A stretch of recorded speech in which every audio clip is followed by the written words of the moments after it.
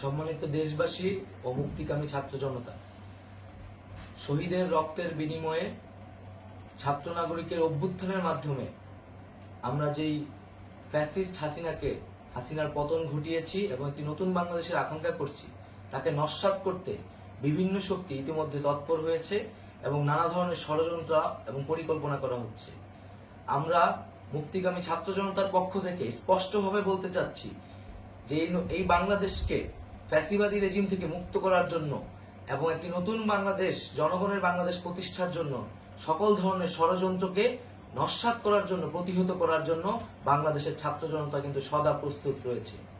আমরা দেখতে পাচ্ছি নানান জায়গায় লুটপাট, সহিংসতা এবং সাম্প্রদায়িক হামলার মতো ন্যাক্কারজনক ঘটনা ঘটছে।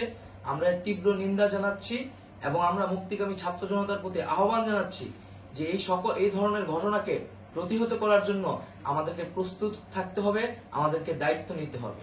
কেউ যাতে এই আন্দোলনকে নস্যাৎ করার জন্য এই ধরনের ঘটনা ঘটানোর সুযোগ না পায়, সেদিকে আমাদের সদা সতর্ক থাকতে হবে।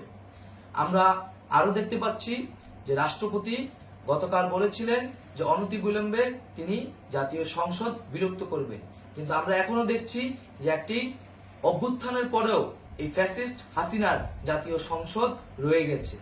তাই আমরা ঘোষণা করছি যে আজ দুপুর ৩টার মধ্যে এই ফ্যাসিস্ট হাসিনার যে জাতীয় সংসদ, সেই সংসদের বিলুপ্তি ঘোষণা করতে হবে।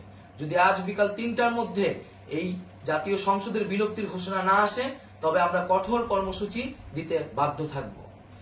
এছাড়া বন্ধুগণ, সবার জন্য আমরা জানাচ্ছি যে আমাদের যে অন্তর্বর্তীকালীন সরকারের কথা আমরা বলেছি, সেই সরকারের প্রধান উপদেষ্টার নাম আমরা ইতিমধ্যে ঘোষণা করেছি এবং এই সরকারের অন্যান্য উপদেষ্টা সহ সামগ্রিক রূপরেখা আমাদের প্রস্তুত রয়েছে। আমরা খুব শীঘ্রই সেই রূপরেখাটি জাতির সামনে উপস্থাপন করব।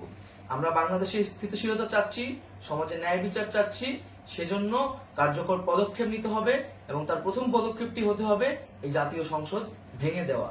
এবং সবার প্রতি আহ্বান থাকবে, আপনারা শান্তিপূর্ণভাবে অবস্থান রাখুন, শান্তিপূর্ণভাবে এবং অহিংসভাবে এবং সকল পরিকল্পনাকে, ষড়যন্ত্রকে নস্যাৎ করার জন্য সদা সতর্ক থাকুন।